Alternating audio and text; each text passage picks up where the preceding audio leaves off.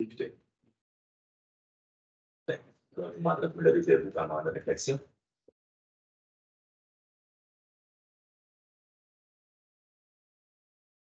Merci. Vous asseoir.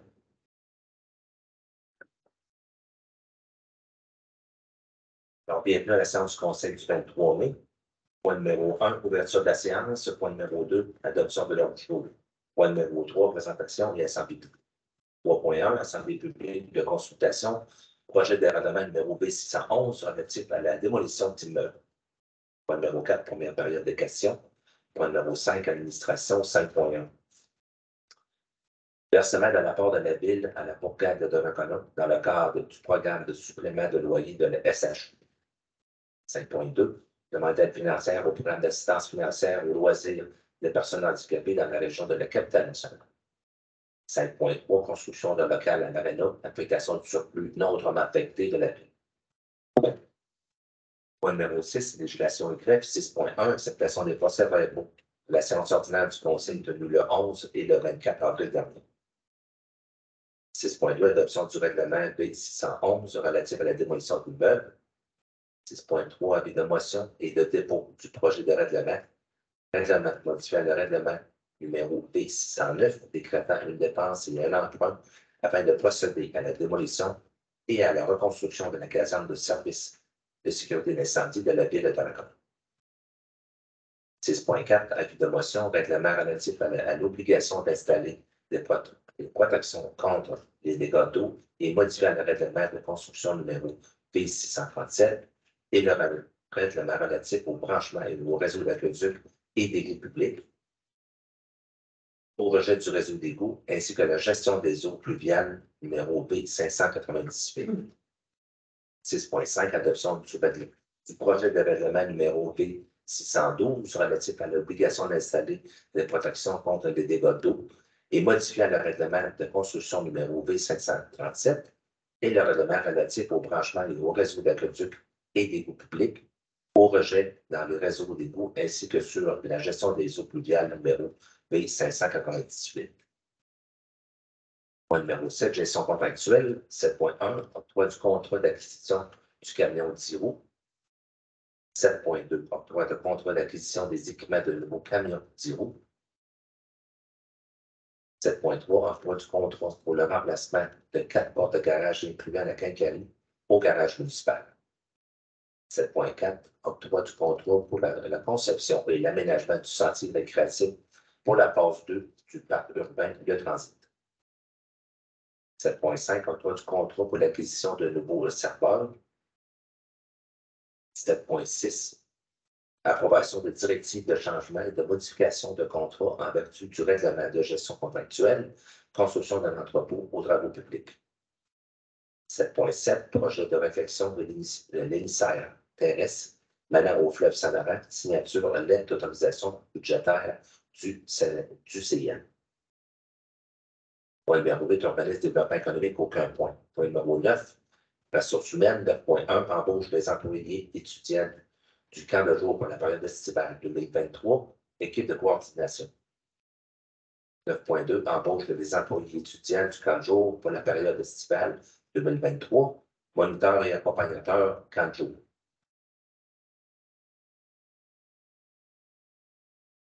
9.3, embauche des employés étudiants du camp de jour pour la période estivale 2023, aide moniteur. 9.4, directeur de service de sécurité d'incendie, fin de la période de probation de M. Claude Lantoine.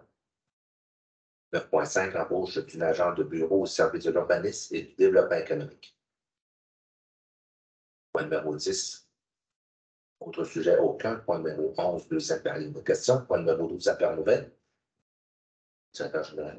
De mon côté, il n'y a pas d'affaires nouvelles. Je pense que M. Gien quand un point à ajouter. Oui, donc l'acte d'extinction, création de servitude dans la phase du Québec est détaillé sur les lignes 3 507 164 et 6 44 856 sur une autorisation de signature. Conseiller conseillère. Non. Ici. Alors, le point numéro 13, dépôt des documents. 13.1, dépôt de la liste des personnes embauchées par le directeur du service des loisirs, de la culture et de la vie communautaire. conformément au règlement numéro B 601 et point numéro 14 au début de la séance.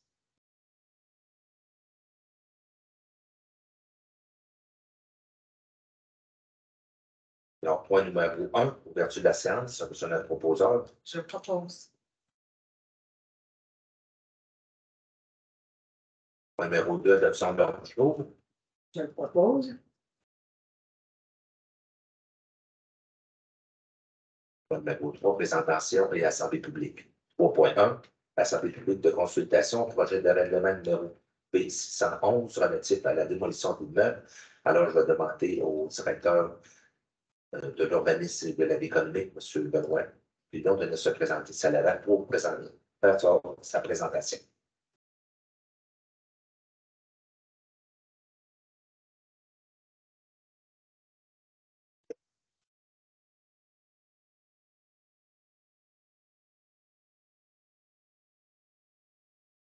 Pas que la salle ne nous utilise pas trop. Le coup, c'est possible d'enlever une présentation de papier, je crois que c'est le numéro. Normalement, ça va switcher les temps. Sur la suite. Oui, donc, bonjour. Bienvenue à l'Assemblée publique de consultation pour le projet de règlement V611 relatif à la démolition d'immeubles de la ville de Dacona. Un règlement qui découle d'une obligation provinciale pour les municipalités d'adopter un règlement cette année pour justement ce sujet, soit la démolition d'immeubles pour protéger en gros les immeubles patrimoniaux et les immeubles d'intérêt sur le territoire du Québec.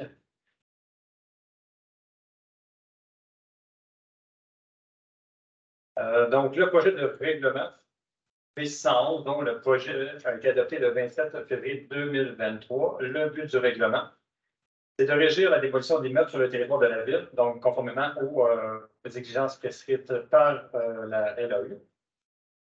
Donc, en gros, il vise plus particulièrement à préserver les bâtiments érigés sur le territoire de la ville et qui présentent une valeur patrimoniale, historique ou architecturale en interdisant leur démolition, sauf si le propriétaire a été autorisé à procéder à cette démolition selon les modalités prescrites au règlement. Il lie à la fois les personnes physiques et morales, donc les citoyens et les entreprises, à devoir se conformer à ce règlement. Donc, quelques définitions, sans passer sur toutes les définitions prévues par le règlement, mais qui sont différentes en gros du sens commun.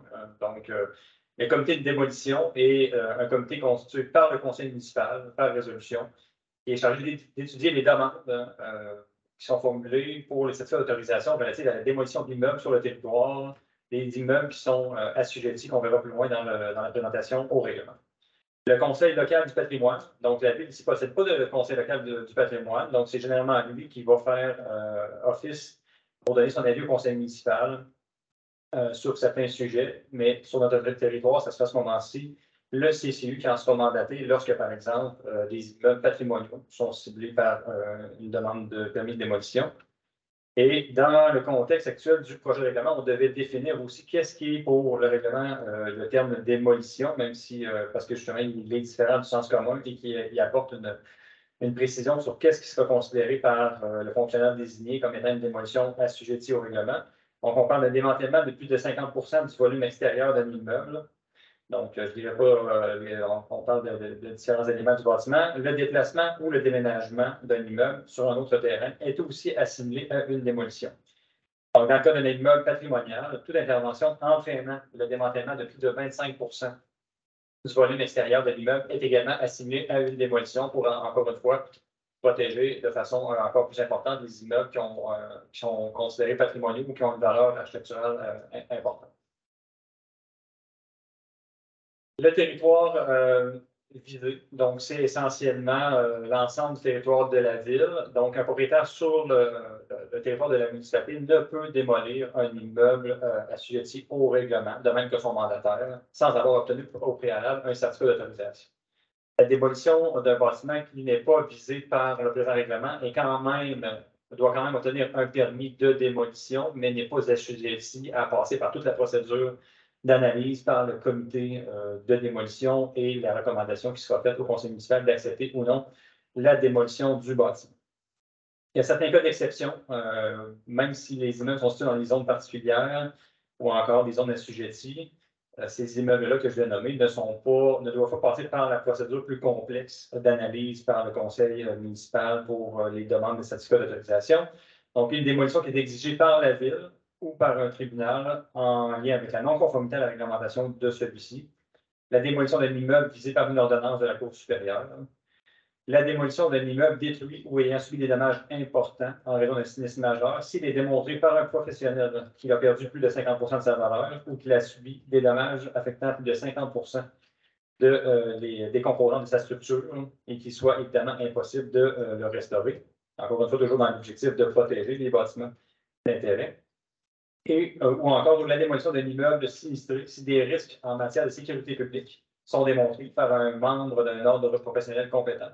Donc, que ce soit jamais au fonctionnaire ou encore au citoyen qui en fait la demande de simplement en témoigner. C'est vraiment un professionnel dans ces deux circonstances-là qui doivent démontrer que le bâtiment ne peut pas être conservé.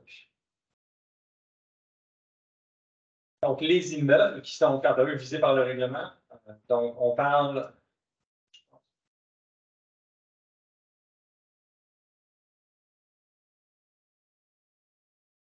Un immeuble inscrit dans l'inventaire du patrimoine patrimonial, pardon, cité en vertu. Excusez-moi, je pense qu'il y a comme un désordre dans la voilà. Un immeuble patrimonial cité en vertu de la loi sur le patrimoine culturel, donc la loi provinciale. Un immeuble situé dans un site patrimonial qui est aussi cité en vertu de la loi sur le patrimoine culturel. Dans les deux cas, ici à Donnacona, on n'en a aucun de ces deux types de bâtiments-là, donc aucun immeuble ou site cité. Il faut par contre s'en ajouter, mais pour le moment, on n'en a pas. Un immeuble inscrit dans l'inventaire du patrimoine bâti de la MRC de Portneuf, adopté en vertu du premier alinéa de l'article 120 de la loi sur le patrimoine culturel. Donc, pour le moment, cet inventaire-là n'existe pas encore. La MRC envisage de l'adopter d'ici 2026, le créer plutôt. Ensuite, un immeuble inscrit sur la liste des bâtiments d'intérêt patrimoniaux du règlement du zonage V539 ou du règlement relatif au plan d'implantation et d'intégration architecturale. Dans ce cas-ci, on en a quelques-uns. Donc, tous ces immeubles sont soumis au règlement. Ensuite, un immeuble qui est inscrit dans l'inventaire patrimonial du patrimoine bâti Cournevoie, réalisé par la firme Patriarche en 2012 et qui a été ciblé comme possédant une valeur patrimoniale exceptionnelle, élevée ou bonne à l'échelle de la MRC. En réalité, ce point-ci, le dernier point de cette page de la présentation, veut un peu dire la même chose parce que maintenant, tous nos immeubles cités dans l'inventaire patrimonial de Patriarche réalisé par la MRC sont aussi maintenant assujettis au règlement sur les TIE. Donc, pour finir, un bâtiment principal compris dans un territoire d'intérêt historique identifié au plan d'urbanisme, donc le règlement V535, donc le quartier des Anglais, le ville de Donnacona ou encore l'ensemble historique de Les Écureuils. Donc, tous ces bâtiments sont visés par le règlement relatif à la démolition de l'immeuble. Donc, en gros, de l'application du règlement, la personne, c'est le fonctionnaire désigné qui applique le règlement, qui analyse les demandes et qui en fait le suivi au comité de démolition pour que la démarche et l'analyse puissent commencer. Au niveau de l'acceptabilité ou non de pouvoir démolir et d'émettre le certificat d'autorisation. Donc, c'est lui, à travers le service de l'urbanisme, donc généralement le directeur, les inspecteurs qui sont déjà, qui possèdent déjà les pouvoirs conférés par le règlement administratif octroyé par le conseil municipal qui peuvent appliquer le règlement et analyser la recevabilité des demandes. Donc, l'obligation du propriétaire et de l'occupant, donc à la fois le propriétaire et celui qui l'habite, le propriétaire d'un immeuble visé par une demande de démolition en vertu du présent règlement, ainsi que son locataire ou son occupant, doivent permettre aux fonctionnaires désignés, au comité de démolition, ainsi qu'à toute autre personne autorisée par le règlement, d'examiner et de visiter l'immeuble et l'intérieur de l'immeuble. Donc, lorsqu'une demande est faite en fait à la ville, les gens qui appliquent le règlement et les gens qui analysent les demandes doivent pouvoir, à la demande, et normalement ne doivent pas obtenir de refus, pouvoir visiter ces immeubles-là pour justement parfaire et peaufiner leur analyse.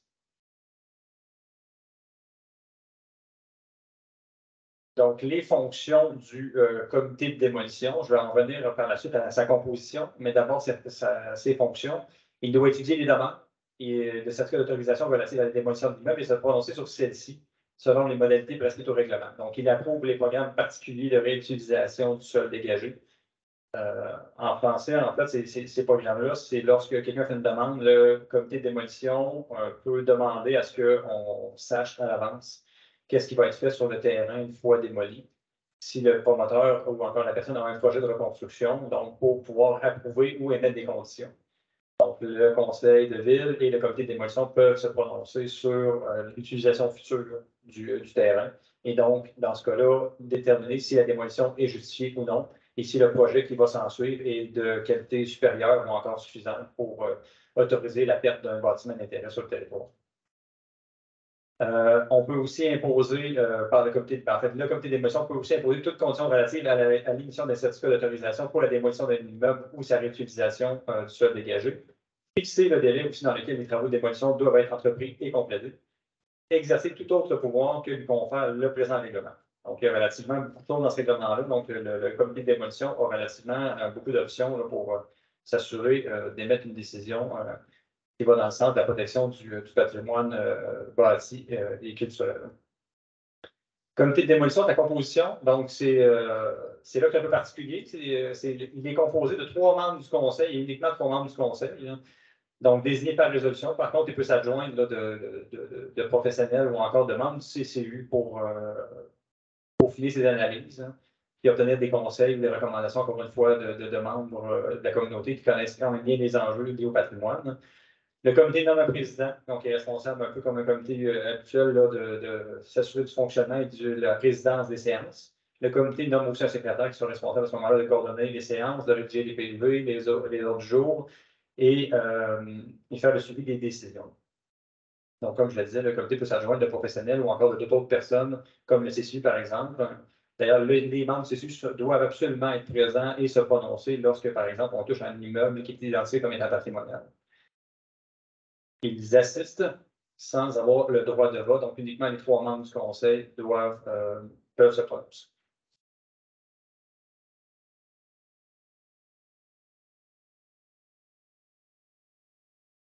Donc, le mandat est fixé à chaque année, suivant la résolution du conseil municipal est renouvelable. Donc, chaque année, le conseil doit fixer les 3 membres du conseil qui devront siéger sur ce comité de démolition.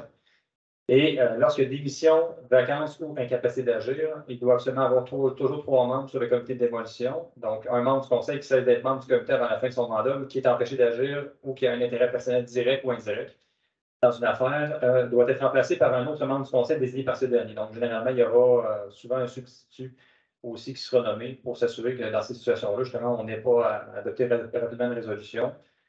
Pour permettre à la 3e personne, 4e personne plutôt, de remplacer le membre qui est en incapacité d'agir.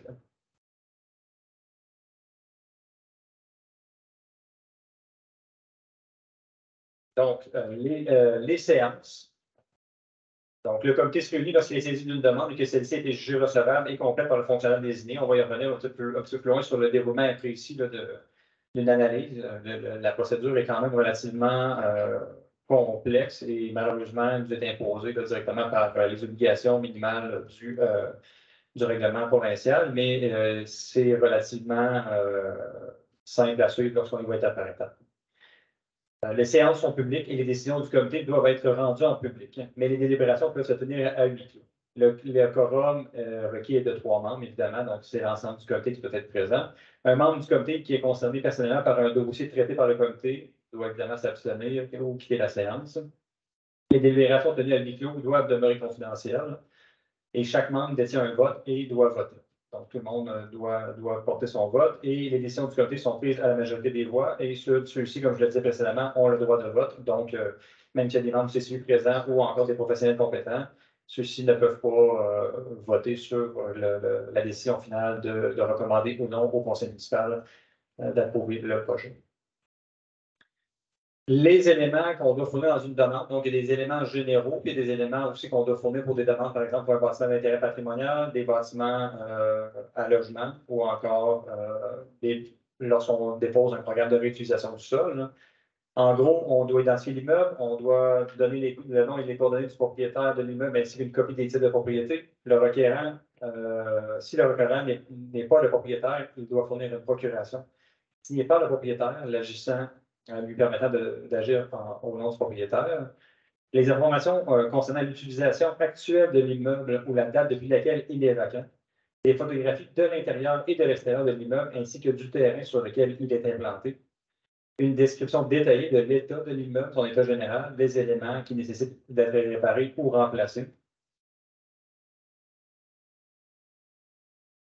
une évaluation détaillée des coûts estimés pour la réparation ou la restauration de l'immeuble présenté à l'aide de soumission, un texte évoquant les motifs justifiant la démolition, en tout ou en partie, et des arguments qui permettent de conclure que la démolition s'avère la seule solution possible, considérant l'état du bâtiment, l'échéancier et le coût approximatif des coûts des travaux de démolition, le nom et les coordonnées d'entreprises qui vont effectuer les travaux, les méthodes qui seront utilisées pour procéder à la démolition de l'immeuble ainsi que les moyens qui seront pris pour disposer des débris et des matériaux pour sécuriser les lieux, et tout autre document ou information exigée par le comité de démolition qui peuvent être utiles à la compréhension de la demande et à procéder à son analyse. Tous ces éléments que je mentionne d'ailleurs ici, là, ça semble complexe évidemment, puis je crois que ça l'est en partie. C'est tous des éléments qui étaient imposés par les exigences gouvernementales. Donc, il y a très peu d'options qu'on avait pour adapter le règlement. Donc, c'est vraiment toutes les villes qui auront des règlements sur la démolition auront un peu aller dans le même sens, avec les mêmes types de demandes de documents, les mêmes procédures et le même délai que ça imposera finalement aux requérants qui ont des projets soit de démolition, qui ne sont pas des cas d'exception, ou encore des projets de reconstruction pour d'éventuels projets sur ces terrains éventuellement vacants. Il y a aussi des éléments particuliers à fournir pour, par exemple, un bâtiment patrimonial, donc un historique de l'immeuble, donc avec, on peut s'imaginer sa date de construction, son type architectural, son histoire, hein. Des photographies anciennes et récentes de l'immeuble, pour avoir une meilleure idée de si le bâtiment a été banalisé avec le temps, par exemple, est-ce qu'il n'y aurait pas de moyen plutôt de le restaurer plutôt que de le démolir, hein. Le carnet de santé de l'immeuble ou une étude patrimoniale ou un rapport encore réalisé par un professionnel ou un expert compétent en la matière, donc un architecte ou un expert spécialisé en patrimoine bâti, qui détaille son état physique et d'authenticité, ses valeurs architecturales, etc., etc. L'évaluation détaillée des coûts estimés pour restaurer l'immeuble. Donc, avant de pouvoir se prononcer sur la démolition de l'immeuble, le comité doit pouvoir savoir si ce ne serait pas plus avantageux, moins coûteux ou plus intéressant finalement de simplement le restaurer. Donc, avoir une bonne idée des coûts de sa restauration versus le coût de démolition et peut-être de reconstruction. Et tout autre document, encore une fois, ou information exigée par le comité de démolition pour procéder à l'évaluation de la demande.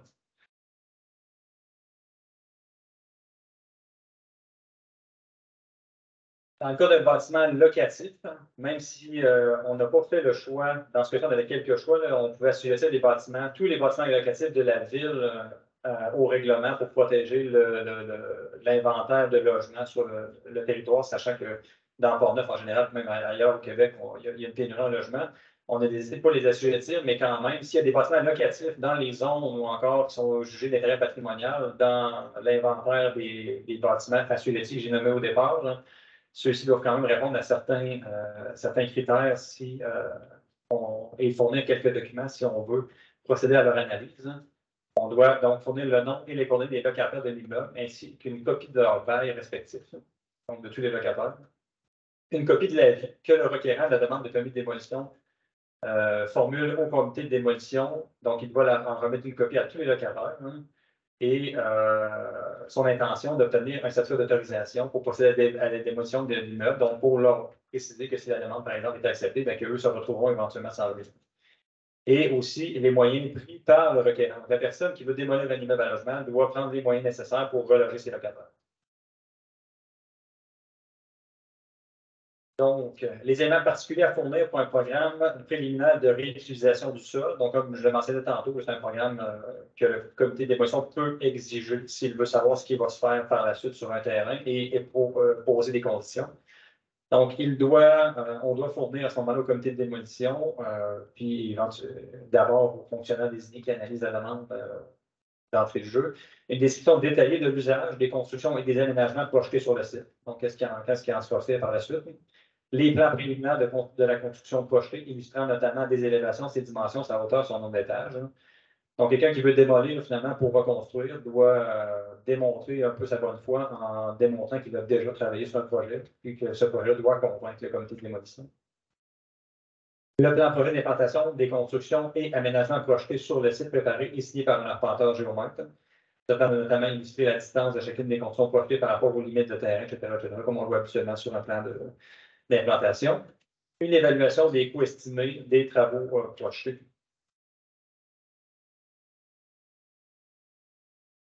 Un échéancier détaillé de la réalisation des travaux projetés et tout autre document ou information exigée par le comité de démolition pour avoir une bonne compréhension de l'utilisation future du terrain suite à la démolition. Donc, malgré ce qui précède, les documents exigés peuvent être soumis après que le comité ait rendu une décision positive à la demande, auquel cas celle-ci sera conditionnelle à une analyse postérieure de ces documents. Donc, dans certains cas, ça peut procéder de cette façon-ci. Donc, il est possible que le comité ait analysé et accepté un projet, tout en exigeant un plan de réutilisation du sol, mais qui puisse être analysé dans une seconde étape. Il y a des faits exigés pour une demande de permis de démolition. Et il y aura aussi des faits particuliers pour cette démarche-là qui sera soumise au comité de démolition. De mémoire, là, je crois que c'est 350 $ pour la demande, en plus du 50 $ déjà exigé pour le permis de démolition, considérant la démarche relativement importante qui impose évidemment là, à la ville des processus administratifs plus lourds et plus longs pour l'étude de la demande. Donc, les frais d'étude doivent être acquittés un peu comme, par exemple, une dérogation mineure dès le dépôt de la demande pour qu'on puisse ouvrir le dossier. Donc, le cheminement de la demande elle-même. Donc, là, il y a plusieurs étapes. Je vais les lire, puis je vais revenir brièvement là, sur chacune d'elles, même si c'est quand même beaucoup d'étapes qui ne sont pas mentionnées dans ce tableau-ci, mais qui résument quand même bien. Donc, la demande de dépôt du certificat d'autorisation pour la demande de l'immeuble. Donc, la demande de dépôt, le dépôt de la demande se fait au fonctionnaire désigné qui doit, lui, recevoir la demande sous forme écrite et accompagnée de tous les documents exigés. Le fonctionnaire désigné analyse la demande et vérifie si elle est conforme et complète. Auquel cas, si elle ne l'est pas, il doit aviser le requérant dès que possible. Si elle est incomplète, mais que le requérant est en mesure de fournir d'autres documents, et le délai de traitement cesse à ce moment-ci et recommence lorsque tous les documents requis sont fournis. Lorsque la demande est jugée complète et recevable, le fonctionnaire désigné doit aviser dans les 30 jours le comité de démolition à ce moment-ci, le requérant plutôt, et ensuite, dans les 30 jours à laquelle la date de la demande a été jugée recevable, on transmet une copie aux membres du comité de démolition. Donc, vous voyez qu'il y a déjà quand même pas mal de délais. On peut tirer ça jusqu'à 60 jours, presque du moment où la dépôt de la demande jusqu'à temps que le comité de démolition reçoive la demande. Et là, s'enchaînent d'autres étapes. Donc, lorsque le comité de démolition reçoit la demande, il l'examine et peut demander au requérant des informations additionnelles ou encore une visite des lieux. Pour s'assurer que le bâtiment, dans le fond, vérifie son état, puis vérifie si la demande est à la fois recevable et, si on veut, authentique avec la réalité. Dès que le comité de démolition est saisi d'une demande, il doit faire afficher sur l'immeuble, dans le fond, un avis facilement visible pour les passants. Et lorsque, en plus, ce bâtiment-là est patrimonial, selon le règlement, on doit en plus faire apparaître un avis. L'avis affiché sur l'immeuble doit illustrer différents renseignements pour justement permettre de reconnaître qu'il y a eu une demande de démolition pour cet immeuble-là, en plus de son identification. Et on doit aussi indiquer la date, l'heure et le lieu de la séance publique au cours de laquelle le comité de démolition rendra sa décision et, s'il y a lieu, de l'audience publique.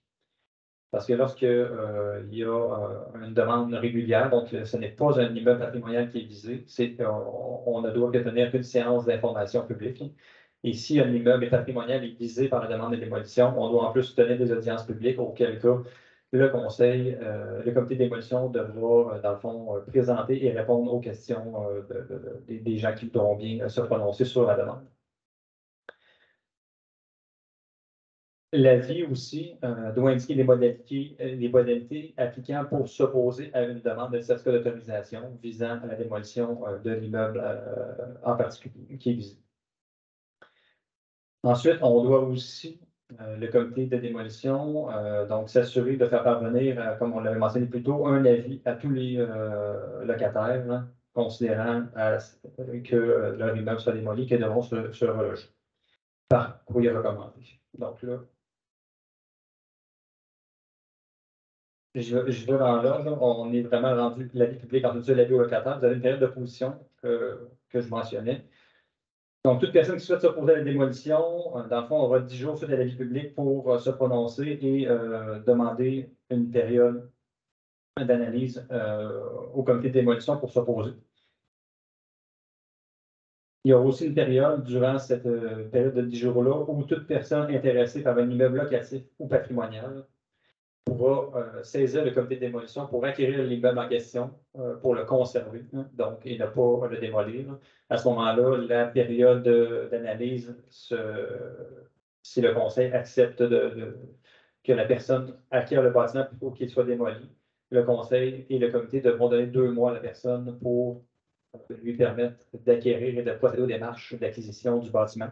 Auquel cas, si 2 mois est passé et que la personne n'a pas acquis le bâtiment pour le protéger, la demande se poursuit et l'analyse pourra aller de l'avant tout en répondant à la demande initiale de démolition.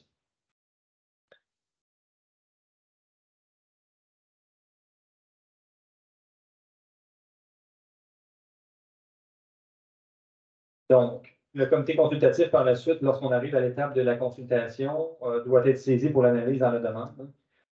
Si c'est un immeuble patrimonial, mais le comité de démolition peut aussi, à tout moment, dans le processus d'analyse, demander au comité consultatif d'urbanisme de se prononcer ou de lui faire ses recommandations sur une demande d'un certificat d'autorisation pour une démolition d'un immeuble qui est visé par le règlement. Par la suite, lorsque l'analyse est complétée et que le comité de démolition est prêt à rendre une décision, du moins à présenter sa décision qui a été prise, dont les délibérations ont été prises à huis clos, il doit tenir séance publique pour rendre sa décision. Et si c'est un immeuble patrimonial, comme je l'ai mentionné un petit peu plus tôt, doit aussi tenir une audience publique. Donc, ils peuvent se tenir les deux en même temps, le même soir, mais devra quand même répondre à ce moment-là en 2 étapes aux questions et présenter le projet. Le comité, par la suite, peut rendre sa décision suite aux oppositions, mais doit démontrer qu'il en a pris connaissance et qu'il a pris le temps de délibérer sur les différentes questions qui lui ont été posées. Donc, il doit justifier sa demande suite à la demande d'opposition s'il décide d'aller de l'avant quand même. Et le conseil municipal, lui, pourra toujours, à ce moment-là, suite à l'audience ou la séance, renverser la décision du comité tout en justifiant le pourquoi, suite aux recommandations du comité de démolition.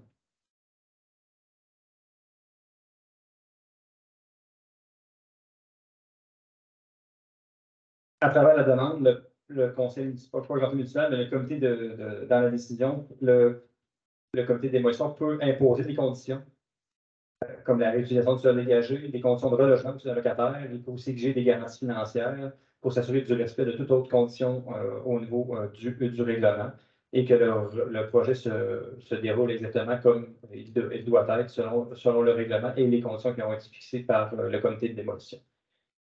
La garantie doit être d'un montant égal à 50 de la valeur inscrite au rôle d'évaluation foncière du bâtiment et il ne peut toutefois excéder 100 000 $. Un chèque certifié ou encore une lettre de garantie bancaire est jugé les 2 seuls moyens de fournir ces garanties. Lorsque l'immeuble fait l'objet en tout ou en partie d'une cession à un tiers pendant les travaux, le nouvel acquéreur doit, pendant la démarche, doit continuer à appliquer les conditions émises par le comité de démolition. Si, par exemple, le comité de démolition avait mis une autorisation pour la démolition d'un bâtiment et qu'en cours de travaux ou encore pendant la démarche d'analyse, le bâtiment était vendu. Donc, le nouvel acquéreur ou le nouveau propriétaire doit respecter lui aussi les conditions émises par le comité de démolition.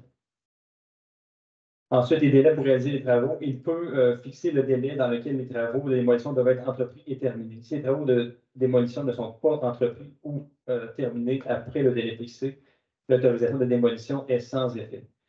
D'ailleurs, on verra plus tard des pénalités aussi si jamais ce n'était pas respecté. Si les travaux ne sont pas terminés dans le délai fixé, le conseil peut aussi les faire exécuter et en recouvrir les frais au propriétaire.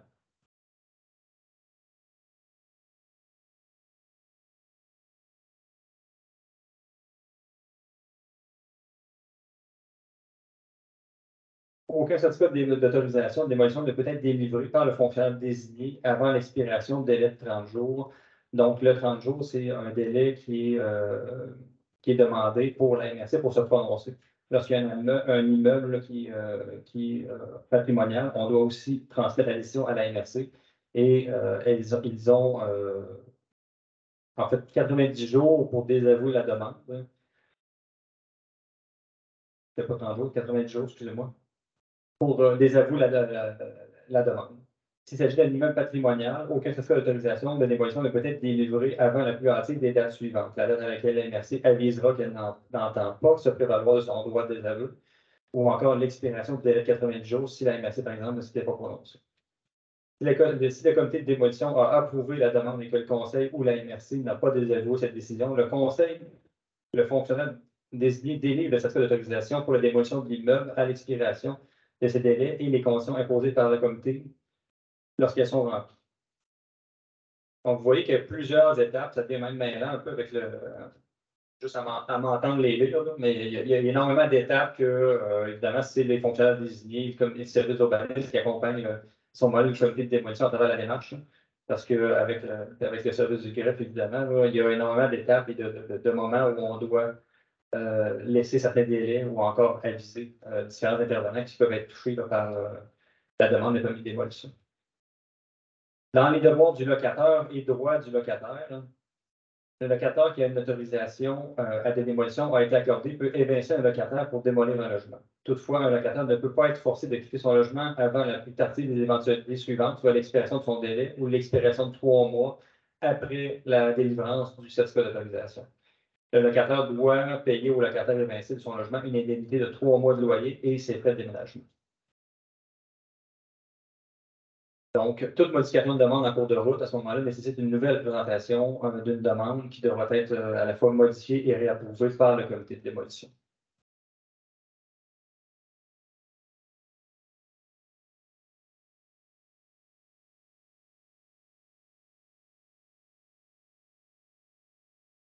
Donc, il y a certains critères généraux d'analyse que le comité de démolition doit prendre en considération pour l'analyse des demandes. Donc, les critères généraux, on parle ici de l'état de l'immeuble visé par la demande. La détérioration ou l'apparence de l'intégrité structurelle de l'immeuble et son impact sur le paysage et la qualité de vie du voisinage.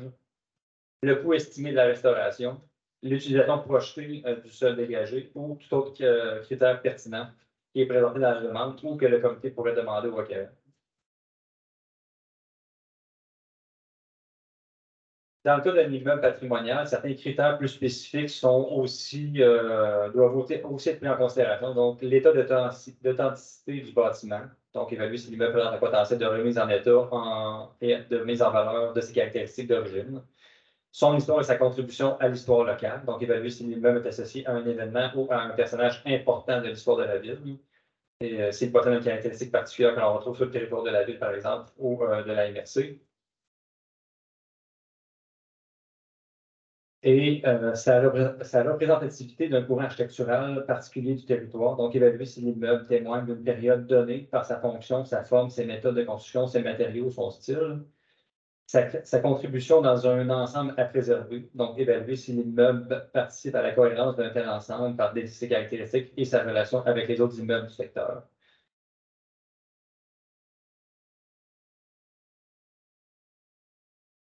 Et le carnet de santé et ou expertise déposée. Donc, normalement, pour un immeuble patrimonial, on l'avait mentionné plus tôt, on doit aussi démontrer à l'aide d'un document quelconque, donc le carnet de santé du bâtiment et pour connaître son état de détérioration et savoir si la restauration ne serait pas plutôt envisageable pour lui la démolition.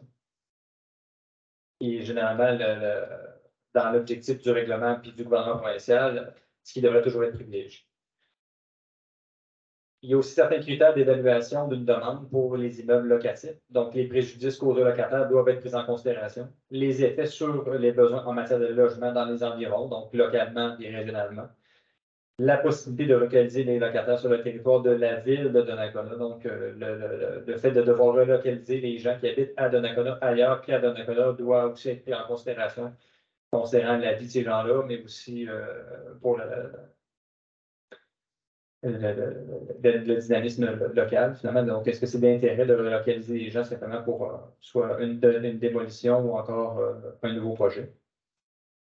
Dans le cas d'un programme préliminaire de réutilisation du sol, on a aussi quelques états d'évaluation. Donc, l'utilisation approchée du terrain et la construction prévue respectent la réglementation.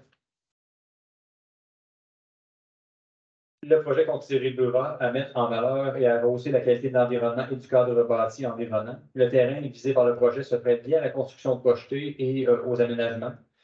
L'usage projeté est compatible ou complémentaire avec les activités exercées dans le milieu environnant et la construction projetée s'intègre harmonieusement à la trame bâtie du secteur.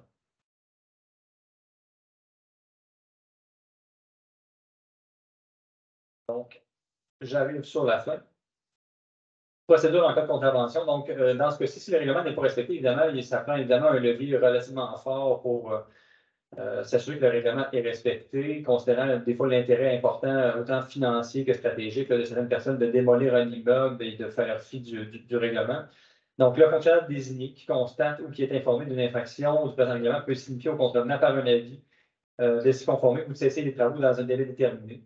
Suite au délai, il est en fait autorisé à délivrer tout conseil d'infraction si, évidemment, il n'y a pas eu de changement de la part du contrevenant, autant au niveau des travaux en cours ou encore d'un non-respect à un élément ou à un autre de ce règlement-ci, ou encore des conditions imposées par le comité de démolition et approuvées par le conseil municipal. Donc, selon la LAU, donc les peines qui seraient imposées à ce moment-là pour quiconque procède ou fait procéder par quelqu'un d'autre à la démolition d'un immeuble sans l'autorisation du comité seraient d'entre 10 000 et 250 000 selon évidemment la situation, l'analyse des circonstances et finalement sur la valeur de l'immeuble, ou encore 1,140 000 pour une personne morale, pour un immeuble qui serait cité sur la loi sur le patrimoine culturel ou situé dans un site patrimonial cité. Dans ce cas-ci, comme je l'ai mentionné d'entrée de jeu, on n'a pas de ce type de bâtiment-là ou encore de site à Donnacona. Donc, ce serait normalement chez nous, du moins pour le moment, des peines entre 10 et 250 000 qui seraient imposées à quelqu'un qui démolirait un immeuble sans autorisation de la part du comité de démolition.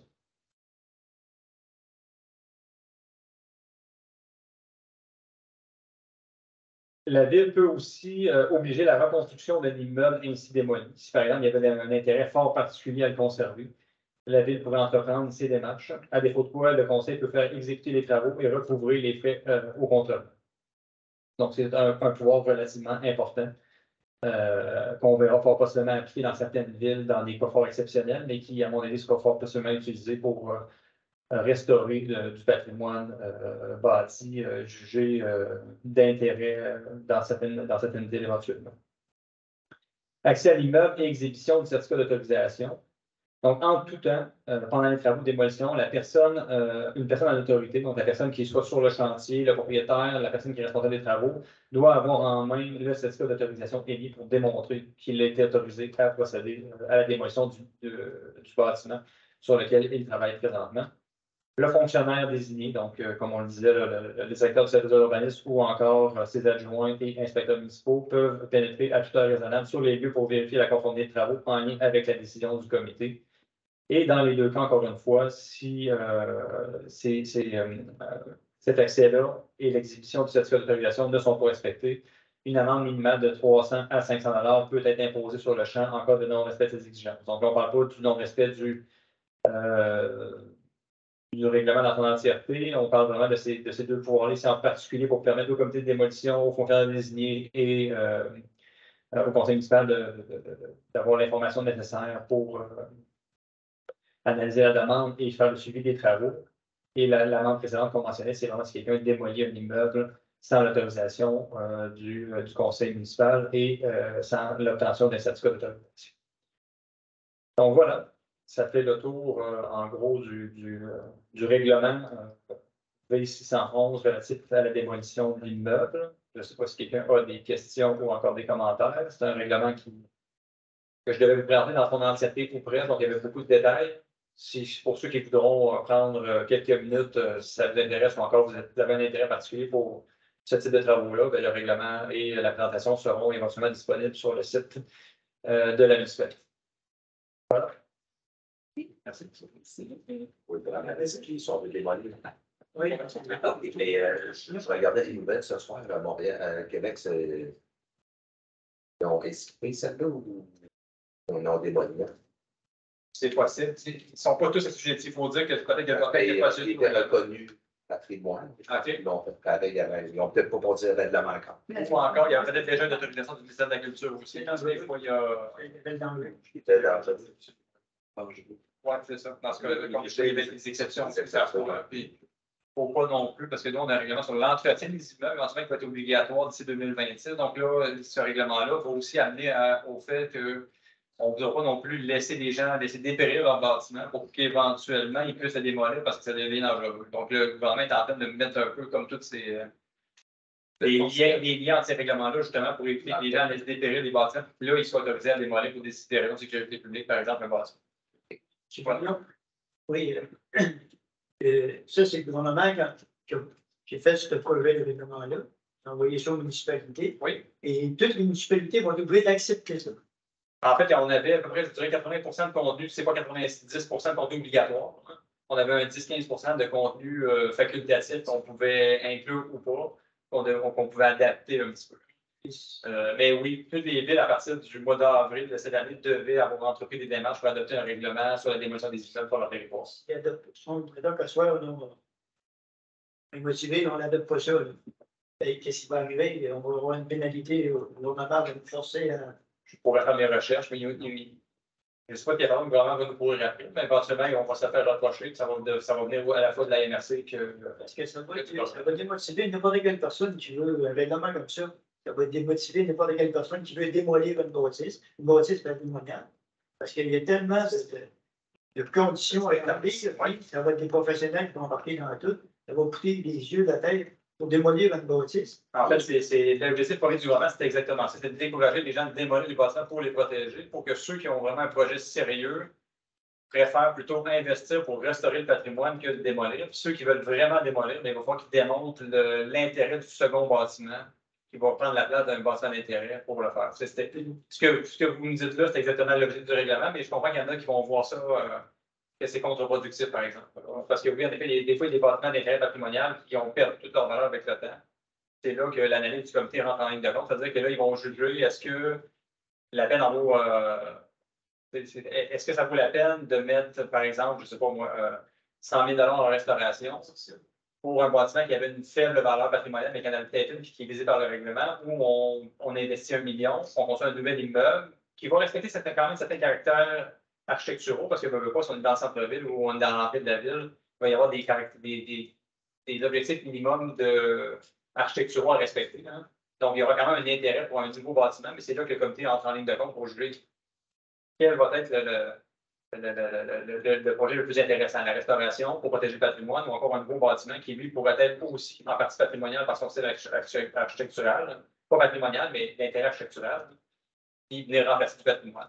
C'est là que le comité doit peser les pour et les contre. Mettons que moi, j'ai une maison patrimoniale là, qui est en mauvais état. Puis là, je veux la démolir, mais que je ne réponds pas à tous les critères qu'il y a pour la démolir. Je n'ai pas une scène pour la rénover. Vous pouvez la vendre. Qui va acheter ça? C'est louer 150 000 dessus de plus que. C'est tout ça aberrant, ce règlement-là, mais on va s'en aller avec ça. Je peux vous dire que 90% de la municipalité, la MRC, qui l'ont signé. Alors, je sais bien. Et même le 10% qui reste, c'est eux qui ont plus. Encore. Ils ont tout pris les facultatifs et ils ont mis à l'intérieur. Ça, c'est encore plus. C'est certain qu'on va l'accepter. C'est un affaire, on s'en va avec ça. Mais c'est parce que je trouve que c'est embarrassant un petit peu. Ouais, il y a une certaine partie de très objective là-dedans, et une partie subjective. C'est un peu comme les PIA, en tout qu'on vous présente à l'occasion. Le comité va quand même avoir un dernier mot quand il va juger de la situation en même temps de la personne et du propriétaire. Tout ça va rentrer en ligne de compte. On le voyait quand même beaucoup de critères d'analyse. Hein. Et ça reste que la décision du comité doit être justifiée, mais elle peut être sous-pesée en fonction de ce qui lui est présenté aussi. Fait que je pense pas, moi, quelqu'un qui, c'est pas dans tous les cas, là, un immeuble, par exemple, de grand intérêt architectural ou patrimonial, s'il a été banalisé avec le temps, ça se peut que le conseil insiste là, pour qu'il soit restauré ou qu'éventuellement un autre acheteur l'acquiert pour lui le restaurer, hein, parce qu'il voit un intérêt dans le temps de le faire. Hein. Puis dans d'autres cas, peut-être qu'un bâtiment de faible valeur patrimoniale va être jugé, ça va être jugé pour OK, par exemple, de le démolir tout simplement. C'est pas ultimement, uniquement, c'est toujours la protection du patrimoine qui va primer, mais ça reste que c'est le comité de démolition qui doit se prononcer. Même pas, c'est une dérogation mineure. Oui, c'est ça. Oui, sauf que là, c'est ceux qui se proposent, qui fassent des recommandations au conseil municipal, puis qui prennent une décision, même si le comité de démolition a un peu plus de pouvoir qu'un CCU, en réalité. C'est vraiment le comité qui va prendre une décision sur l'ensemble des éléments qui lui sont présentés. Je pense qu'il faut relativiser les choses. Les demandes de démolition de bâtiments, on n'en gère pas des tonnes. Non, c'est ça. Quand on en a une ou deux, c'est une grosse année. C'est ça. Non, c'est autant que ça prend pour le temps de. Oui, c'est Oui, vrai. absolument. C'est une démarche qui est longue. J'ai hâte de voir, après l'adoption du 1er avril, même qu'il y a des villes qui en avaient déjà des règlements sur la démolition des immeubles, entre autres des grandes villes souvent, puis l'entretien des immeubles aussi. J'ai hâte de voir les premières petites villes, plus petites villes comme nous, c'est 10 000 habitants et moins, 15 000 habitants et moins, 20 000 habitants et moins, là, passera de la procédure pour voir un peu comment ça va aller. Puis ça va être quoi les échos qu'on va avoir dans quelques mois, quelques années là, sur l'efficacité de ce règlement-là. C'est certain que les grosses villes vont avoir du personnel attitré rien que pour ça. Oui, absolument. Mais les grandes villes, souvent, leur comité d'urbanisme, CCU, c'est des fois même des fonctionnaires à temps plein qui analysent constamment les demandes. Mais c'est sûr que là, on est loin de là. On parle de grandes villes. Là. Et il y en a 10 au Québec. Là, donc, sinon, les autres villes, c'est toutes des CCU. Ben, aussi. Donc, mais oui, c'est ça, comme on dit, il n'y en a pas beaucoup de demandes comme ça. Donc, c'est une bonne chose. Est-ce que ça va ajouter un peu de poids administratif? Peut-être. On va attendre d'avoir les premières demandes qui vont être assujetties à ça pour le voir. Ça paraît gros parce que je ne suis même pas rentré en tout le détail, j'en ai dit beaucoup tantôt. Hein. Mais il y a quand même plusieurs étapes qu'on doit franchir. Hein. Mais oui, ça va ajouter. Mais si tout le monde se partage un peu le travail là-dedans, le fonctionnaire au départ, parce que le comité de démolition, le conseil municipal, la MRC, on a beaucoup de choses à faire là-dedans. Puis éventuellement, on va entendre parler de cas au Québec qui vont être jugés, puis acceptés ou refusés, puis ça va peut-être faire écho. Là. Éventuellement, ces règlements-là pourraient être modifiés aussi. C'est comme un règlement de base, hein, dans 2, 3 ans, 4 ans, 5 ans, avec à la fois la jurisprudence, il va se créer éventuellement parce qu'il y a des gens qui vont contester des décisions aussi. Il y aura peut-être, bon, ça va évoluer. C'est jamais fixe dans le temps. Puis des fois, c'est rarement parfait au début. Mais je pense que pour le moment, c'est la base pour le moment. Merci. Je devrais avant de compléter l'Assemblée publique, juste mentionner, le règlement de démolition n'est pas un règlement qui est susceptible de l'approbation bicaméral. Donc, suivant l'Assemblée publique de consultation ce soir, dès ce soir, le Conseil peut adopter le règlement d'administration relatif à la démolition d'immeubles. C'est un règlement d'urbanisme, donc, suivant son adoption, va être transmis à la MRC. Pour être approuvé par la MRC, et là, suivant l'émission de certificat de conformité de la MRC, c'est le changement de ce règlement. Est-ce qu'il y a un autre point à l'autre jour ou c'est maintenant qu'on adopte? L'adoption, il y a un autre point dans l'autre. Merci, M. Clément. Bonne soirée.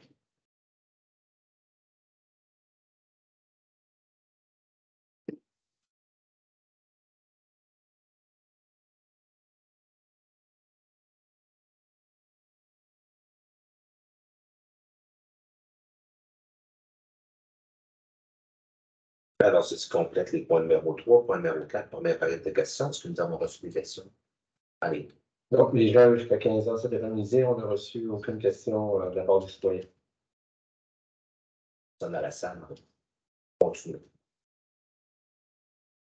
Alors, point numéro 5, administration 5.1, versement de la part de la Ville à la bourgade de Donnacona dans le cadre du programme de supplément de loyer de SHU. Alors, considérant l'entente entre la Ville et la Société d'habitation du Québec et la bourgade de Donnacona du programme de supplément de loyer dans le cadre d'accès logis pour la période du 1er avril 2018 à mars 2023. Et considérant que les représentants de la bourgade ont déposé les états financiers de l'organisme pour l'année 2022, considérant que le conseil municipal réintègre à la bourgade les conditions prévues dans l'entente de renouvellement des années subséquentes de l'entente, soit que les représentants du conseil d'administration de la bourgade devront rencontrer annuellement le conseil municipal de la ville ainsi que déposer à cette occasion les états financiers de l'organisme, que la bourgade devra transmettre à la ville chaque mois de janvier le tableau annuel du programme de supplément au loyer couvrant la période du 1er janvier au 31 décembre de l'année précédente et que la Ville et la bourgade conviennent que le nombre de logements subventionnés au cours de la période débutant le 1er avril 2018 se termine le 31 mars 2023 devrait diminuer et passer de 7 à 5 logements. Constate que la bourgade a diminué le nombre de logements subventionnés à 5 tel que demandé dans la Ville, dans cette entente. Alors, la résolution est de verser à la bourgade de Donnacona la somme de 1 132,80 $ représentant la part de la Ville dans le cadre du programme de supplément au loyer pour l'année 2022 et d'autoriser une dépense de 1 132,80 $ à même le poste budgétaire. Donc, c'est notre proposant. Je propose. Quelqu'un est contre.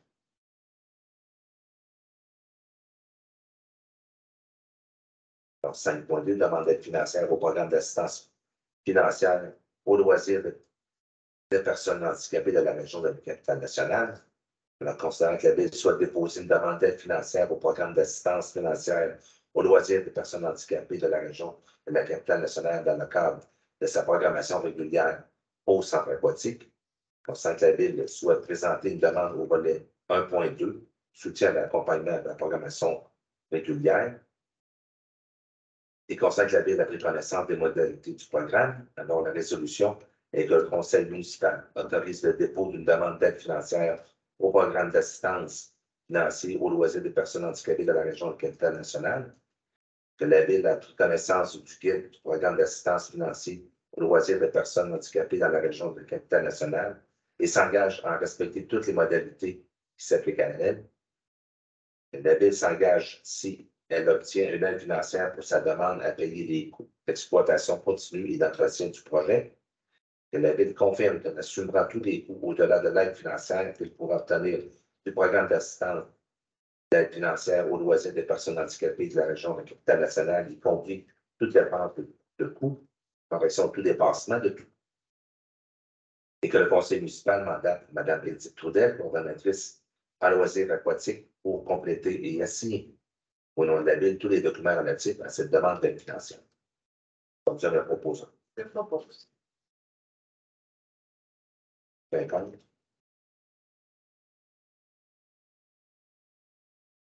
Alors, 5.3, construction de local à l'Arena, affectation du surplus non autrement affecté de la Ville. On constate la demande de local pour l'escadron 550 des cadets de l'air pour l'installation de simulateurs de vol. Il constate que le service des loisirs, de la culture et de la vie communautaire souhaite procéder à la construction de local à l'Arena pour les besoins de l'escadron 550. On constate que cette dépense n'était pas prévue au budget de 2022 de la Ville et qu'il s'avère donc nécessaire d'affecter cette dernière au surplus non autrement affecté de la Ville. Il constate que le total des dépenses de ce projet s'élève à 3 507,20 $, incluant les taxes. Alors, la résolution que le conseil municipal affecte la somme de 3 507,20 $, incluant les taxes applicables au surplus non autrement affecté de la Ville, représentant les dépenses pour la construction d'un local à l'Arena pour les besoins de l'escadron 550 des cadets de l'air. Alors, j'ai besoin de proposer. Je propose. Quelqu'un contre? 2020.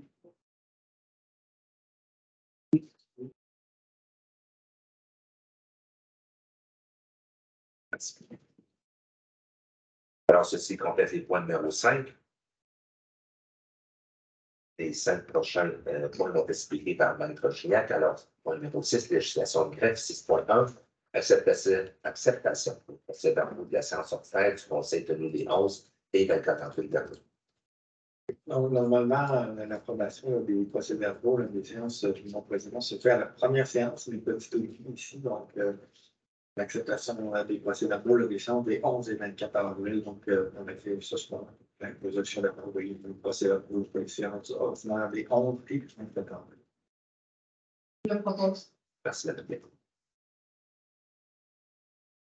Alors, 6.2, l'adoption du règlement numéro V611 relatif à la démolition d'immeubles.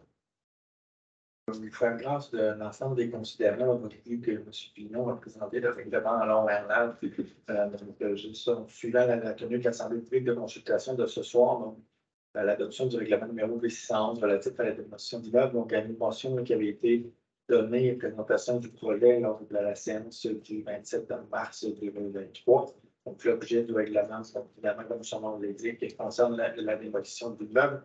Donc, ce soir, c'est l'adoption par le Conseil municipal du règlement numéro B611 relatif à la démolition d'immeubles. Merci. Alors, proposant. Je propose.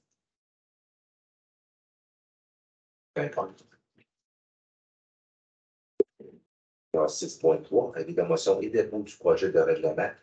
Règlement modifiant le règlement numéro B609, décrétant une dépense et un emprunt afin de procéder à la démolition et à la reconstruction de la caserne de service d'incendie de la ville. Comme tout règlement, donc, doit être précédé d'une motion d'un dépôt des projets. Le règlement d'un règlement modificatif et du règlement numéro B609 décrète une dépense et un emprunt afin de procéder à la démolition et à la reconstruction de la caserne du service incendie de la ville. Donc, c'est un règlement qui vient augmenter le montant de la dépense et de l'emprunt le suivant l'ouverture des soumissions pour ce projet. Donc, ce soir, c'est la motion pour le projet, le règlement B609-01. Donc, également le dépôt du projet de ce même règlement. On a le droit à une motion. Je donne la motion. Oui.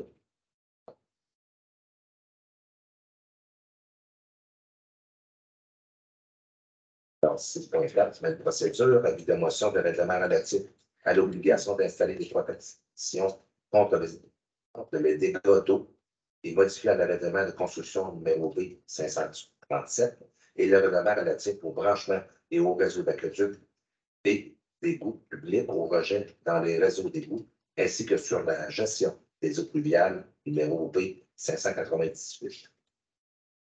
Donc, même chose, donc, comme tout règlement doit être précédé d'un avis de motion. Donc, la motion du règlement relatif à l'obligation d'installer des protections contre les dégâts d'eau notifiant le règlement de construction numéro B537, le règlement relatif au branchement des aqueducs et égouts, puis l'autre, donc le règlement B598. Donc, dans un premier temps, c'est la motion de règlement, projet de règlement.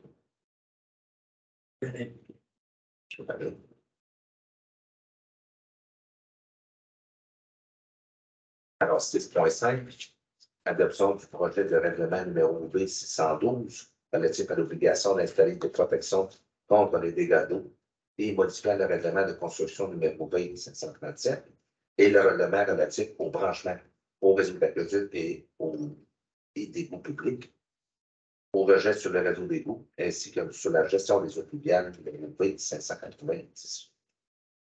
Donc, on vient avec le point précédent. Donc, le règlement de construction numéro B537 est entré en vigueur le 12 février 2014. Le Conseil peut le modifier selon les dispositions de la loi sur l'aménagement et l'urbanisme. Considérant que le règlement numéro B598 relatif au branchement pour le réseau des aqueducs d'égouts publics pour rejet dans les réseaux d'égouts, ainsi que sur la gestion des eaux pluviales a été adopté par le Conseil municipal le 24 janvier 2022.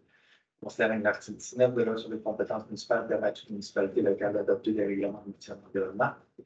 Tant que le Conseil juge opportun d'imposer la mise en place de protection contre le dégât d'eau à l'égard de toute construction située sur son territoire. Considérant que le présent règlement a également pour objet de retirer l'obligation relative au clapet anti-retour prévu au règlement de construction numéro B537 et au règlement numéro B598.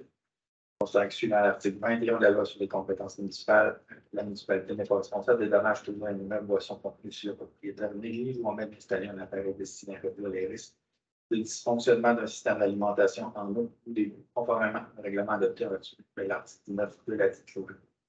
Donc, ce soir, la résolution est que le Conseil adopte le projet de règlement numéro B612 relatif à l'obligation d'installer des protections contre les dégâts d'eau et modifiant le règlement de construction numéro B537 et le règlement relatif au branchement au réseau d'aqueduc d'égouts publics, au rejet dans le réseau d'égouts, ainsi que la gestion des eaux pluviales numéro B598. Le Conseil fixe la tenue de l'Assemblée publique de consultation pour ce règlement requis par la loi sur l'aménagement et l'urbanisme au 12 juin 2023, ainsi d'abord avec le Conseil. C'est seulement pour s'incliner. En fait, le règlement de 612, on avait déjà des obligations concernant les protections contre les dégâts, les fameux clapets, à la demande de notre nouvel assureur, en fait. l'idée est de regrouper l'ensemble des dispositions concernant les clapets dans un seul et même règlement, donc le CP 612, et d'enlever les exigences qui se trouvaient dans le règlement de 537 et dans le règlement de 598 pour avoir un seul règlement sur les clapets. Maintenant, comme le V537 est un règlement de construction, un règlement d'urbanisme, donc il est soumis, c'est un règlement modificatif, mais un règlement d'urbanisme, il est soumis à la loi sur l'urbanisme, donc il doit y avoir une assemblée publique de consultation. Un peu comme le règlement de. Donc, c'est l'idée derrière ça. Donc, ce soir, c'est l'adoption du projet de règlement. Ensuite, il y aura l'assemblée publique et ensuite, il y aura le procédé à l'adoption du règlement. Deux questions.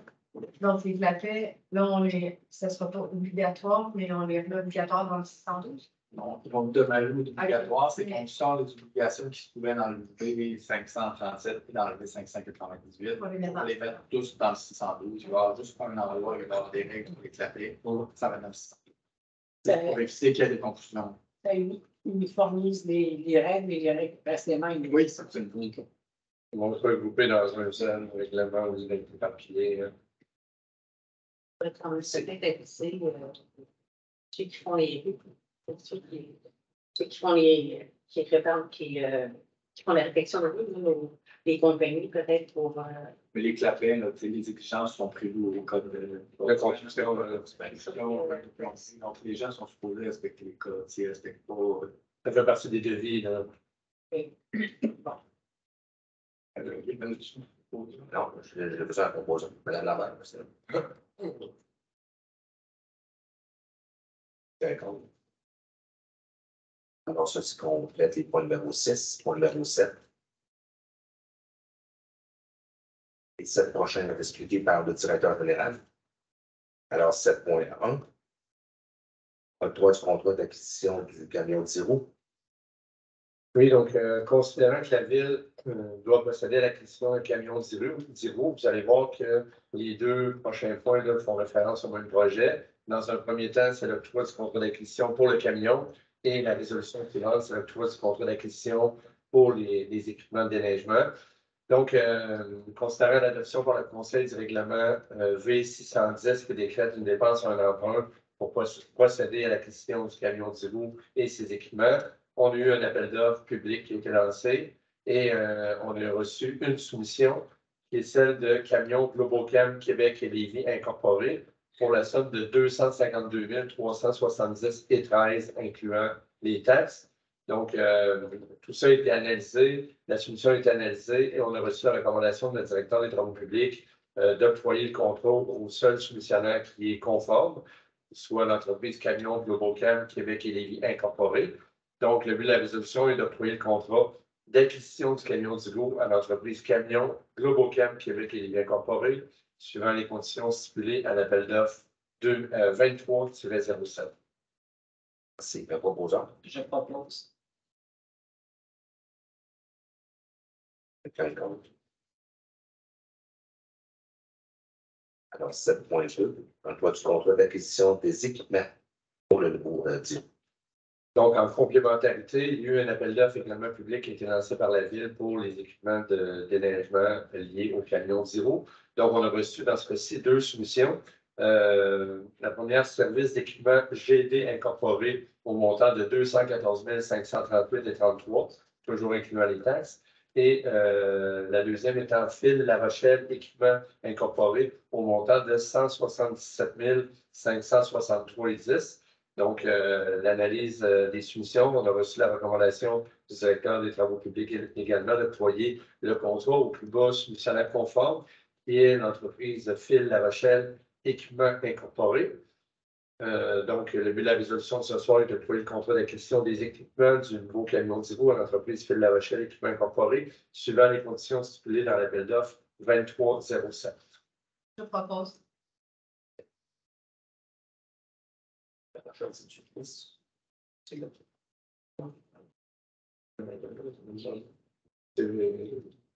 même pas sûr que c'est le même. C'est quoi les équipements Bernard? C'est Fil La Rochelle. Donc, c'est peut-être Fils. 7.3.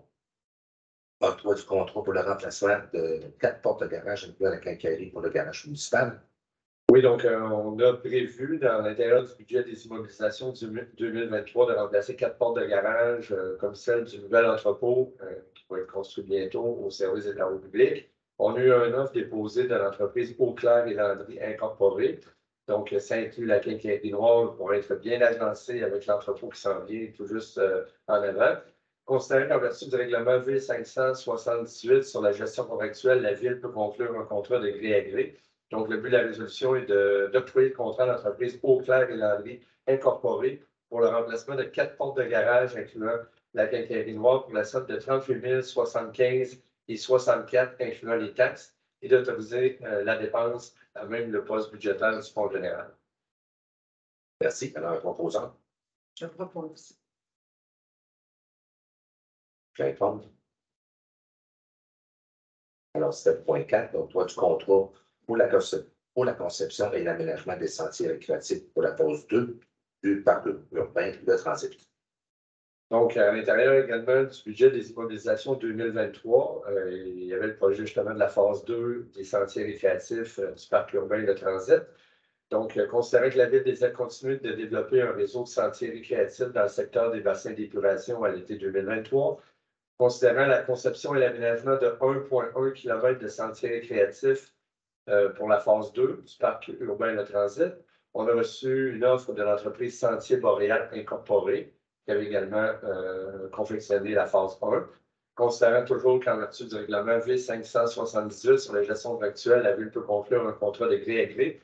Donc, le but de la résolution de ce soir est d'octroyer le contrat à l'entreprise Sentier Boréal Incorporée pour la conception et l'aménagement de 1,1 km de sentiers récréatifs pour la phase 2 du parc urbain de transit et d'autoriser la dépense de 79 965 et 11 à même le poste budgétaire du Fonds général. Je propose. Si. Quelqu'un compte. Alors, 7.5, emploi du contrat de l'acquisition du nouveau serveur. Donc, considérant qu'il était nécessaire de changer le serveur virtuel puisqu'il ne sera plus supporté par Microsoft à l'automne 2023, on a reçu des offres de 2 fournisseurs, toujours en vertu du règlement V578 sur la gestion contractuelle. La Ville peut conclure un contrat de gré à gré.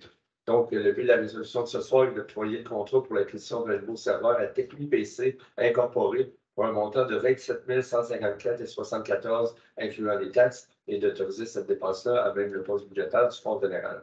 Je propose. Merci, M. Quelqu'un compte. Alors, 7.6, l'approbation de directive de changement et de modification du contrat en vertu du règlement de gestion contractuelle de construction d'un entrepôt aux travaux publics. Oui, donc c'est une directive de changement, mais qui était attendue. Il faut le spécifier. Là. Et considérant que le règlement de gestion contractuelle de la Ville, adopté en vertu de l'article 573.3.1.2 de la loi sur les cités et villes, donc il y a des procédures de modification des contrats qui sont prévues à l'article 9 de ce règlement. Donc, considérant que le Conseil a pris connaissance du rapport du comité formé en vertu de l'article 9.1 du règlement, donc, le but de la résolution de ce soir est d'approuver la modification du contrat suivant. Donc, c'est, comme le titre le disait, pour la construction d'un entrepôt aux travaux publics. Donc, l'objet de la modification est l'ajout de différents contrats en sous-traitance pour tous les travaux d'excavation, de remblai, de plomberie sous la dalle, d'électricité sous la dalle et de l'ajout de contreplaqué. C'est un coût impliqué qui était quand même budgété, mais qui devait être donné en parallèle du contrat de l'entrepreneur pour l'entrepôt même. Donc, les coûts impliqués sont de 59 296 et 40, incluant les taxes. Donc, c'est le but de la résolution. Merci. Je propose. Quelqu'un compte. Alors, 7.7. Projet de réflexion de ministère terrestre menant au fleuve Saint-Laurent, signature de la lettre d'autorisation budgétaire du CN. Oui, donc, considérant le projet de remplacement d'une conduite existante par une conduite gravitaire à proximité de la voie ferrée du CN, considérant que le CN mandate des consultants afin d'effectuer la vérification géotechnique et structurelle des plans et la revue des méthodes de travail, considérant tous les coûts reliés à ce projet qui sont de la responsabilité de la Ville, Considérant que pour exécuter ces mandats, le CN a besoin d'une lettre d'autorisation budgétaire préliminaire de 40 000 plus taxes signée par la Ville. Donc, le but de la résolution de ce soir est d'autoriser M. Martin Paré, directeur des services techniques et du traitement des eaux, à signer la lettre d'autorisation budgétaire préliminaire au montant de 40 000 auquel s'ajoutent les taxes applicables et que cette somme sera mise à jour et révisée en fonction des besoins du CN et du projet, le cas échéant. C'est un proposant. Je propose. Contre. Alors, ceux qui complètent le point numéro 7, nous n'avons pas de point numéro 8, on passe au point numéro 9. On va se soumettre. Alors, 9.1, embauche des emplois étudiants du camp jour à la période estivale 2023, équipe coordination. Donc, les 3 prochaines résolutions vont dans le même sens. Donc, c'est pour l'embauche des emplois étudiants du camp jour, mais on les a vraiment répartis. La première étant pour l'équipe de coordination. Donc, évidemment, étant donné la nécessité de procéder à l'embauche d'étudiants pour les besoins du camp jour pour la période estivale 2023. Considérant que les membres du comité de sélection, après la tenue des entrevues et des délibérations pour choisir les candidats, ont retenu les personnes suivantes. Donc, pour le poste de coordonnatrice à l'intégration, Anne Guillemette, qui a une rémunération de 18,55 $. Le poste de coordonnateur adjoint pour Félix Perron à 18,55 $ également. Coordonnateur adjoint, coordonnatrice adjointe, Annabelle Rousseau à 18,55 $ également. Et le coordonnateur à l'intégration pendant une certaine période et qui est devenu, depuis le 15 000, le coordonnateur en chef, Alexandre Roussel, donc qui a eu la rémunération de 18,55 $ comme coordonnateur à l'intégration et maintenant qui est de 19,86 $ comme coordonnateur en chef. Donc, le but de la résolution est d'embaucher les candidats énumérés ci-dessous pour la période estivale 2023 pour les besoins du camp de jour de la Ville. Les conditions de travail sont celles qui sont déterminées par la Ville pour chacun des postes. Merci. Je le propose. Contre. Donc, 9.2, le même titre. Cette fois-ci, c'est pour les moniteurs et accompagnateurs de canto. Donc, considérant la nécessité de procéder à l'embauche, justement, pour les postes de moniteurs et accompagnateurs, donc il y a eu entrevue, délibération du comité de sélection. Je me permets de passer outre la liste que vous avez sous les yeux de l'ensemble des moniteurs pour notre camp des petits écureuils du camp maternel 4 ans. Nos moniteurs spécialistes, les moniteurs du programme d'accompagnement pour les adolescents, ainsi que l'ensemble de nos accompagnateurs. Vous voyez, là, sommairement, là, je vais vraiment à l'œil dans l'ensemble de tout ce beau monde-là. Là, on fluctue entre 15 et 50 et c'est de voir le plus élevé. Je pense que dans ces postes-là, c'est 17 et 22, là, selon ce que je vois.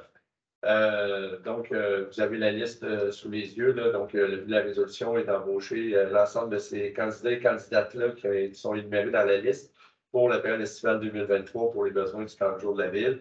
Et toujours que les conditions de travail sont celles qui sont déterminées par la Ville pour chacun de ces postes. Proposant. Je propose. D'accord. Alors, cette fois-ci, c'est pour les aides moniteurs. Donc, on termine la boucle. Donc, pour l'embauche des aides moniteurs aussi, je vais m'abstenir de nommer l'ensemble. On en a quand même un bon nombre, près d'une vingtaine rapidement. Là. Pour les aides moniteurs, ce sont tous la rémunération à 15 et 25 $ de l'heure.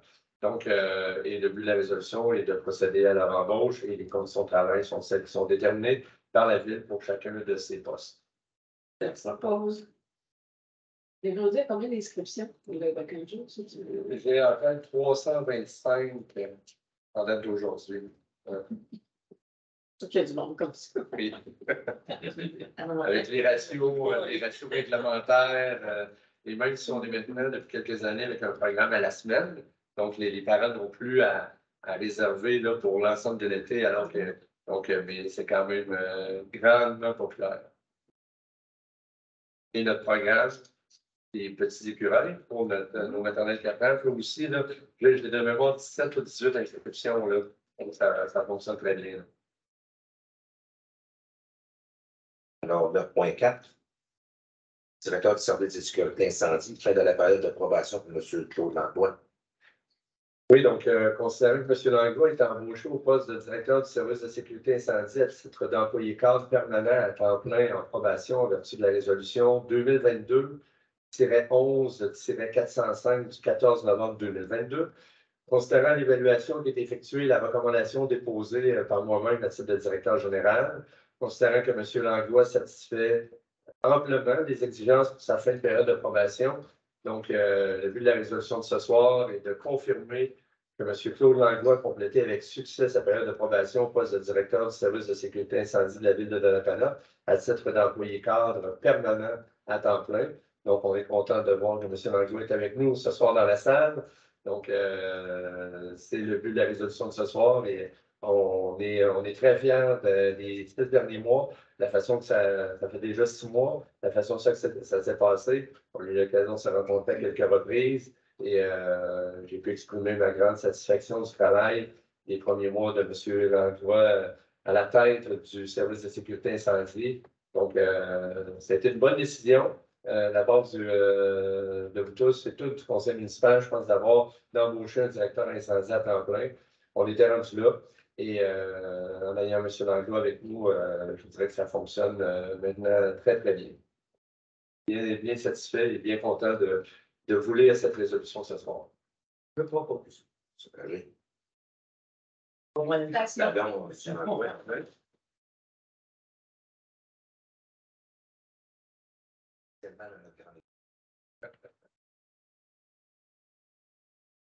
Alors, 9.5, embauche d'une agent de bureau au service de l'urbanisme et du développement économique.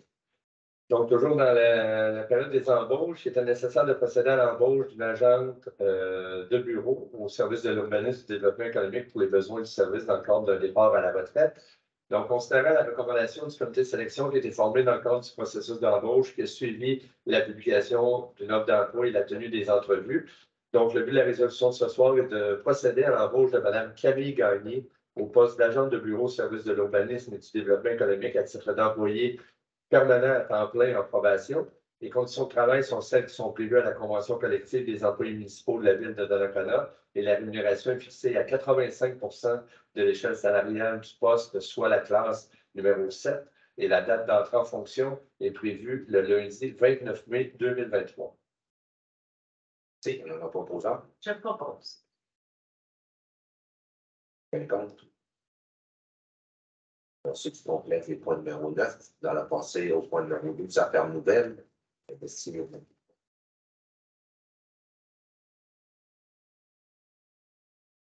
Donc, considérant le projet de la ville d'implanter un entrepôt à véhicules sur le terrain du garage municipal, considérant qu'il s'avérait nécessaire de modifier les servitudes en faveur d'Hydro-Québec et TELUS sur les lots concernés par le projet, considérant les discussions intervenues entre la ville et Hydro-Québec au sujet de la modification de ces servitudes, considérant la proposition pour l'abandon et la création de servitudes signées entre la ville et Hydro-Québec le 24 avril 2023, considérant le projet d'acte d'extinction et de création de servitudes préparé par M. Mario Beauchamp-Nanterre, joint à la résolution.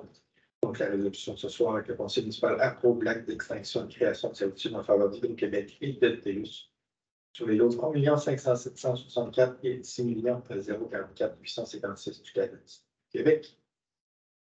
Que le conseil municipal autorise M. Jean-Claude Lévesque et moi-même donc à signer au nom de la ville l'acte d'extinction et de création de servitudes préparé par M. Mario Beauchamp-Nanterre. Merci. Alors, un proposant. Je propose. Quelqu'un compte? C'est le point numéro 13, c'est le dépôt des documents. Dépôt de la liste de personnes embauchées par le directeur de service des loisirs, de la culture et de la vie communautaire. Conformément au règlement numéro V601, la liste est un peu plus courte que les autres de tantôt. Alors, Oui. Jean-Pierre. Donc, dans le cadre de ce dépôt-là, étant donné le règlement V601, donc la personne suivante qui a été embauchée au cours des dernières semaines, on parle de Anne-Sarah Martel comme préposée à l'entretien avec un statut étudiant à une rémunération de 15,25 $. Donc, c'est tout simplement un dépôt. Merci. Alors, point numéro 14, lever de la science, un proposeur. Je la propose. Merci, Mme Blais. Alors, ceci complète la séance du 23 mai. Bonne soirée.